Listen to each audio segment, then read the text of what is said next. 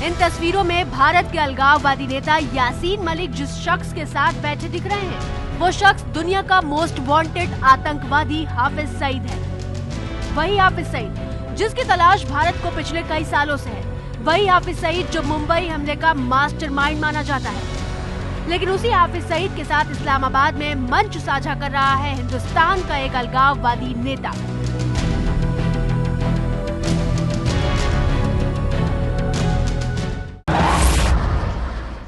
हिंदुस्तान के हुक्मरानों को अगर ये पता होता कि सरहद पार जाकर यासीन मलिक ऐसा काम कर सकते हैं तो शायद सरकार इजाजत देने से पहले जरूर सोचती। लेकिन पारिवारिक कारणों से पाकिस्तान गए यासीन मलिक ने इस्लामाबाद पहुंचकर अपने पारिवारिक काम को छोड़कर नेतागिरी करनी शुरू कर दी। और अब सरकार कह रही है कि यासीन मलिक ने अगर वीजा शर्तों को तोड़ा है तो कार्रवाई जरूर होगी। मेरा आपसे ये कहना है कि अगर कोई शर्त रखी गई है कोई एजेंसीज को नो ऑब्जेक्शन सर्टिफिकेट देने से पहले, तो वो एजेंसीज हमें बताएं, हम उस पर गौर करेंगे और जो भी नियम हैं उनका पालन करें। अब आप इन तस्वीरों को देखिए। 10 फरवरी की ये तस्वीरें इस्लामाबाद के प्रेस क्लब की हैं। एक दिन पहले दिल्ली में आतंकी अफजल को फांसी दी गई थी। अगले दिन दिल्ली से करीब 900 किलोमीटर दूर इस्लामाबाद में इस फांसी के विरोध में यासीन मलिक भूख हड़ताल पर बैठ गए। पीछे अफजल की फांसी का विरोध करता ये बैनर और मंच पर बैठे यासीन मलिक।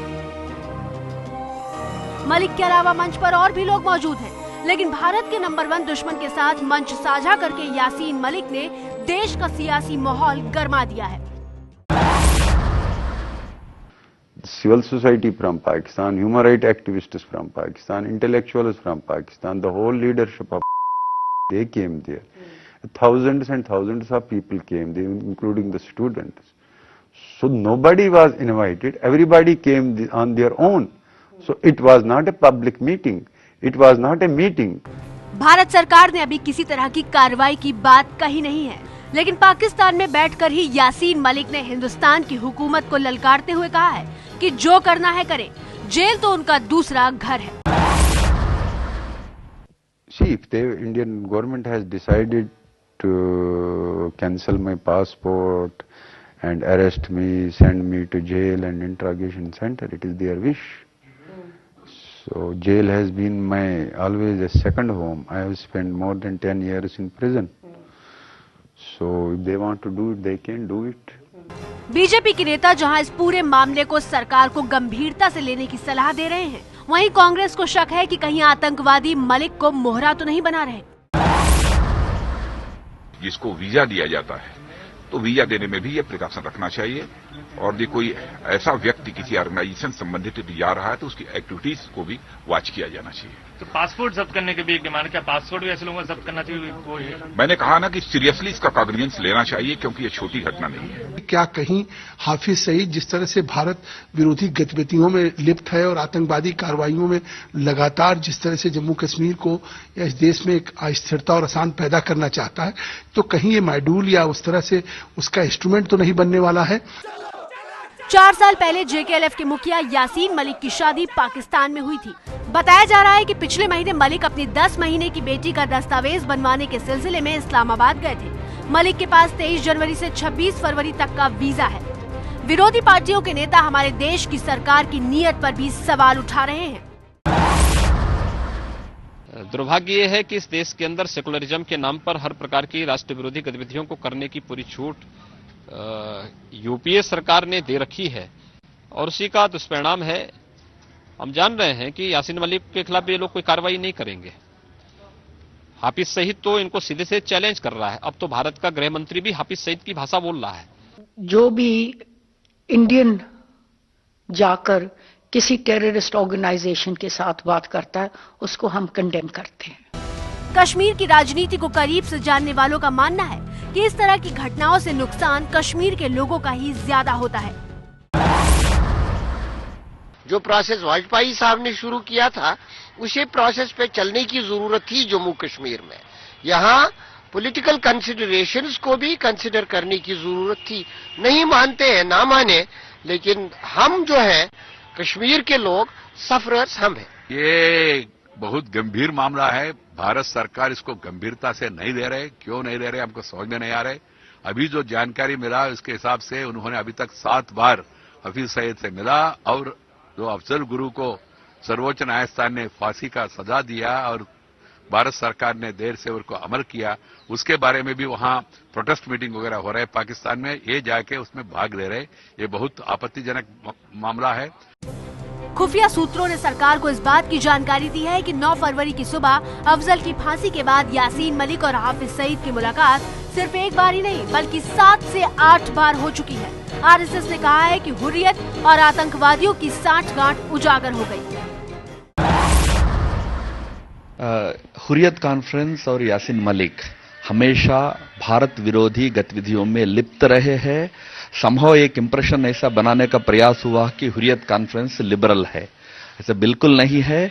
आतंकवादियों के साथ उनका सांठगांठ चलता आया है। आज यह प्रत्यक्ष प्रमाण है कि स्वयं यासीन मलिक, हाफिज सईद जैसे घोषित आतंकवादी जो भारत के वांटेड लिस्ट में पहले 2-3 में है, उनके साथ वो जाकर उनके साथ गुफ्तगू कर रहे हैं। भारत सरकार को बहुत गंभीरता से इसको लेना चाहिए। बात की इंक्वायरी करनी चाहिए कि वो शख्स जिसके पास की जो कि इंडियन सिटीजन है, इंडियन पासपोर्ट होल्डर है, उसने 26/11 के जैसे बड़े अटैक के जिम्मेदार और मास्टरमाइंड के साथ इस तरीके से स्टेज क्यों शेयर किया। ये कहीं ना कहीं हम समझते हैं कि एक बहुत सेंसिटिव और बहुत सीरियस इश्यू है। सरकार पर विपक्ष का दबाव तो है ही, खुफिया रिपोर्ट ने भी इस बात पर मुहर लगा दी है कि कश्मीर के अलगाववादी नेता ने मोस्ट वांटेड आतंकी से कई बार मुलाकात की है। ऐसे में सवाल ये है कि लगातार कड़े और बड़े फैसले ले रही सरकार क्या यासीन मलिक के खिलाफ कोई ठोस कार्रवाई करेगी।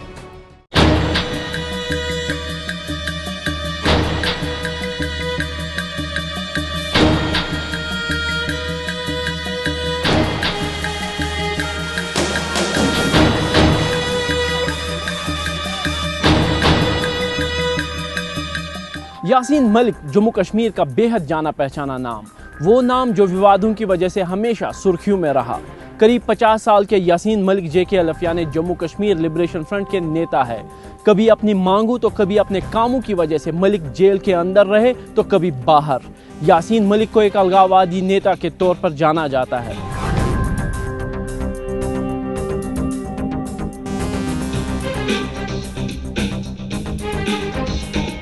यासीन मलिक का जन्म साल 1963 में श्रीनगर के मैसूमा बाजार में हुआ था।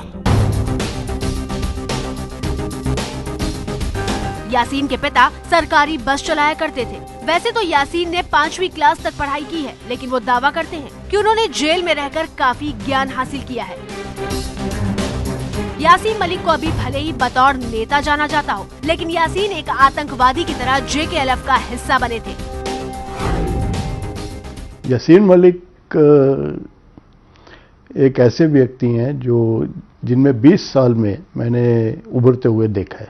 लगभग 20 साल हो गए, 20 साल से भी ऊपर, और उनमें बहुत ज़्यादा इम्प्रूवमेंट हुई है। उनकी सोच में, उनके पढ़ने के ढंग में, लिखने के ढंग में, सोचने के ढंग में हर तरह की तब्दीली आई है और एक सुधार की तरफ ही वो बढ़े हैं। पाकिस्तान के ट्रेनिंग कैंपों में यासीन ने हथियार चलाने की ट्रेनिंग ली। यासीन मलिक ने खुद माना था कि उसने इंडियन एयरफोर्स के निहत्थे जवानों को मार दिया था जब वो अपनी गाड़ी का इंतजार कर रहे थे। साल 1987 में यासीन मलिक को गिरफ्तार कर उससे 20 दिन तक पूछताछ की गई और फिर पब्लिक सेफ्टी एक्ट के तहत उसे 1 साल तक कैद में रखा गया था। इस दौरान यासीन कई बार जेल जाते और आते रहे। साल 1995 में यासीन मलिक ने हिंसा का रास्ता छोड़ने और शांति के रास्ते कश्मीर विवाद को सुलझाने की राह पकड़ी। यासीन मलिक पहले सशस्त्र आंदोलन में थे तो उनकी एक पूरी इमेज ही अलग थी, मिलिटेंट की इमेज थी, और उस वक्त काफ़ी ऐसी घटनाएं हुई जिसका इल्ज़ाम जम्मू कश्मीर लिबरेशन फ्रंट के सिर पे लगा। फिर बाद में, जैसा मैं पहले आपको जिक्र किया, कि जम्मू कश्मीर लिबरेशन फ्रंट और हिजबुल मुजाहिदीन का काफ़ी झगड़ा हुआ। उस झगड़े में श्रीनगर की सड़कें लाल हो गईं एक दूसरे के। उसके बाद यासीन मलिक ने यूनिलेटरल सीज फायर डिक्लेयर कर दिया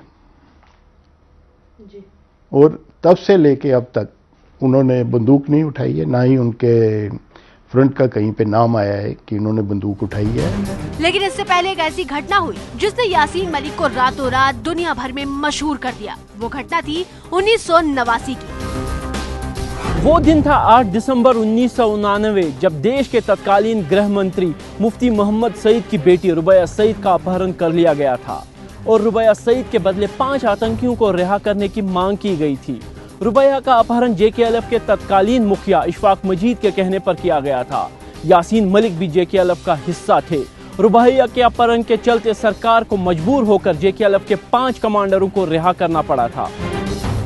साल 2004 में अपहरण में शामिल JKLF के वाइस चेयरमैन जावेद मीर ने अपनी किताब में रुबैया के अपहरण की योजना के बारे में बताया था। यासीन मलिक और अशफाक भी अपहरण में शामिल थे। हमने 1 महीने पहले अपहरण की योजना बनाई थी। मीर ने बताया कि वो अपने 2 साथियों के साथ बस में चढ़े जिसमें रुबैया अस्पताल से अपने घर लौट रही थी और बंदूक दिखाकर उन्हें साथ चलने को कहा। 10 मई साल 2000 को हिंदू में छपी एक रिपोर्ट के मुताबिक JKLF नेता यासीन मलिक ने CNBC चैनल को इंटरव्यू देते हुए कहा था कि वो रुबैया के अपहरण में शामिल थे।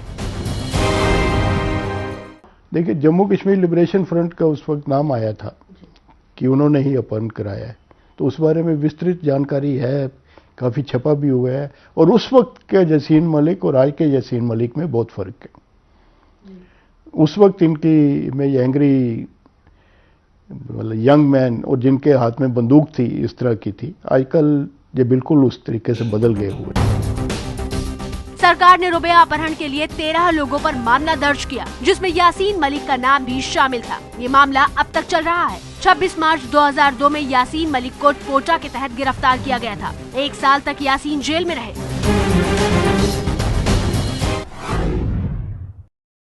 2007 में यासीन मलिक और उनकी पार्टी ने सफरे आजादी नाम से एक अभियान शुरू किया। इस अभियान में लोगों के बीच भारत विरोधी प्रदर्शन हुए। ये अभियान तकरीबन 1 साल चला और इस दौरान यासीन मलिक और उनके साथियों ने कश्मीर के तकरीबन 3500 कस्बों और गांवों का दौरा किया था। यासीन मलिक बातचीत के जरिए कश्मीर को भारत से अलग करने की मांग कर रहे हैं। यासीन मलिक कश्मीरी हिंदुओं के हितों की बात करते हैं और उनके कश्मीर वापस लौटने की वकालत भी करते हैं। इनका जैसे इनके फ्रंट का नाम है, उनकी मांग यही है कि जम्मू कश्मीर की आज़ादी होनी चाहिए। और उसमें अब अलग बात है कि जो इनका जोर जरा घाटी तक ही सीमित रहा था, पर इनके साथ कई अच्छे लड़के जुड़ गए थे जो पढ़े लिखे लड़के हैं और जो इस वक्त विदेशों में भी कई जगह काम कर रहे हैं, इन्हीं के फ्रंट के बिहाफ पे। साल 2009 में यासीन मलिक ने पाकिस्तान की मिशेल से शादी कर दी। मिशेल अपनी पेंटिंग्स को लेकर काफी चर्चा में रही हैं। मिशेल पाकिस्तान की महिला मुस्लिम लीग की अध्यक्ष रेहाना सुल्तान की बेटी है। विशाल तो मुझे बड़ी प्रतिभाशाली महिला लगी। वो पेंटर हैं, पेंटिंग करती हैं और काफ़ी उसमें बेबाक हैं पेंटिंग में